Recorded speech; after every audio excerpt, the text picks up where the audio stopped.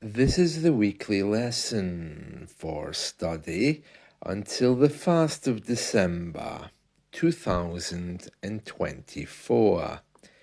Subject: Christmas songs.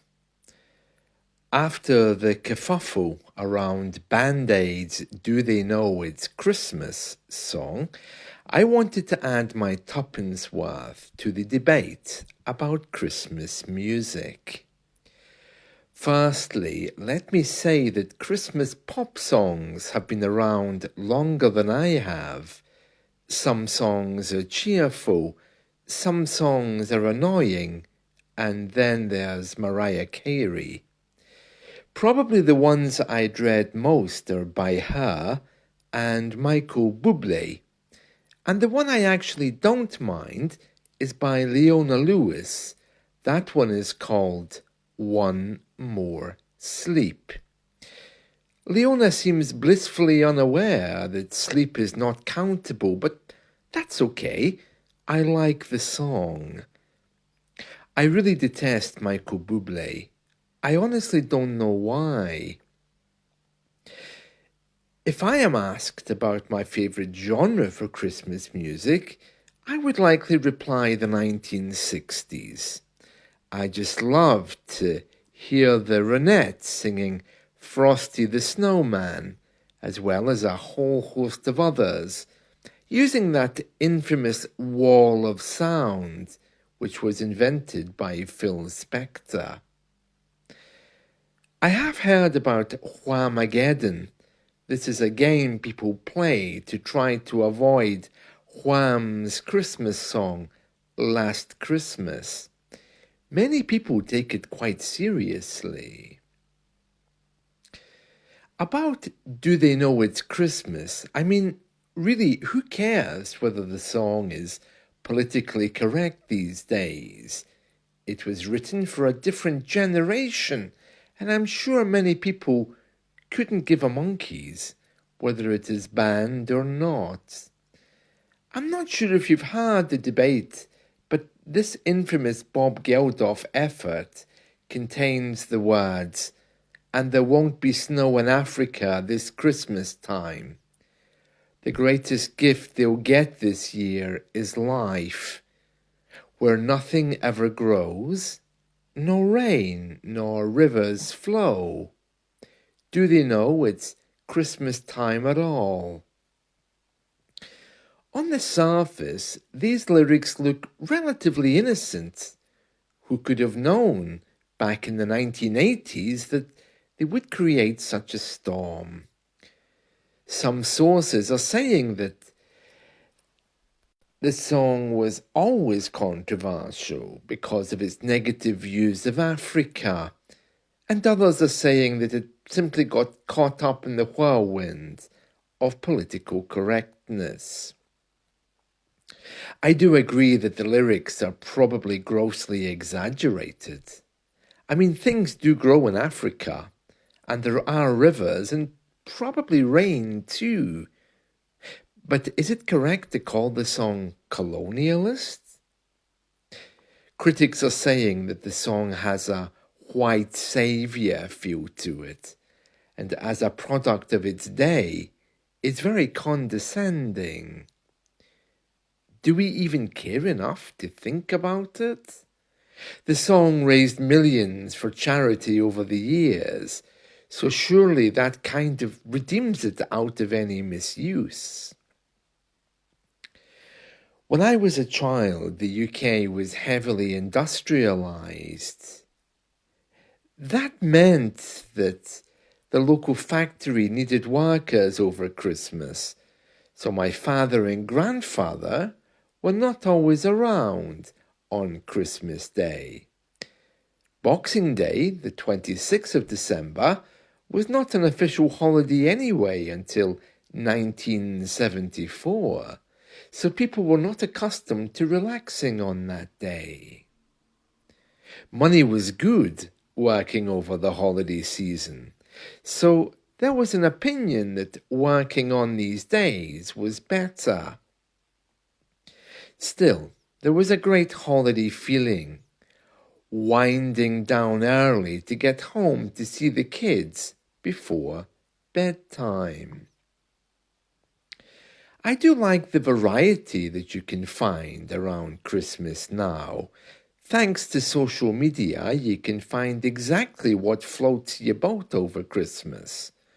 Whether it's a group of kids singing badly, a torch song, a protest, or even a tragedy. One feature of the old days was that TV channels used to air Christmas specials to make us smile. Many singing groups in those days had their own TV shows, and the Christmas special was something to look forward to each year. Soap operas on TV also had their own Christmas special to be shown on TV over the period. It was actually something to rush home for. I never considered that actors were giving up valuable time to make these shows. I just assumed they were there for my entertainment. Isn't it sad when we grow up and realize the world isn't just there for our entertainment, but the harsh reality is that they need to make money. Even actors need to work. I'm often puzzled by people at Christmas time, especially here. I try to call a friend to meet for coffee to be told, as it's Christmas, I will be far too busy to meet until January. In her words, she said, you know how it is, buying presents and everything. I don't believe for a second that with 1 month to go until Christmas, she doesn't have a spare hour, but I think this highlights the depth of loneliness people feel at this time of year. They either try to forget about this time of year by diving right into it head first to block out the pain, or else they give that impression in order to mask a much deeper pain. For others, they simply will start with office parties and won't stop drinking until it's finished. I think it is time we Brits were honest with ourselves. Despite the mass marketing, songs and Christmas trees, we literally climb the walls with anxiety this time of year and do what we can to deal with it. It is a far cry from happiness. Many people don't have any social structures in their lives, little cash, and screaming children. Then there's people like myself who are looking over the shoulder wondering, what happened? We went from rooms full of people with guests dropping in daily to empty spaces where those people used to be. Now we are faced with silence and memories. It's a sharp contrast that hurts, not the emptiness of the day itself. People have gone, the way we live is changed, and as the poet said, all for the touch of a vanished hand and the sound of a voice that is still. I would like to see more British people owning the pain and taking responsibility. We could build a new society free from issues like this if we got our act together and acted responsibly at this time of year. Since I don't drink, I'm able to see with great clarity what happens at this time of year. A lot of pain and sadness in the darkest months of the year. And in the middle of it, Mariah Carey. I think pride stops us from really owning how we feel. I've already been looking for Doris Day and Dean Martin specials on YouTube. Even though life was not perfect for my parents, they didn't have that sense of an empty celebration that we have now. Something is terribly wrong with the way things are presented to us these days. And these old TV specials remind us of the sense of joy we can have if we look for it. These days, though, this type of entertainment is considered vintage, old-fashioned, and irrelevant. I really admire those people who choose not to celebrate Christmas. At least they are owning how they feel about it.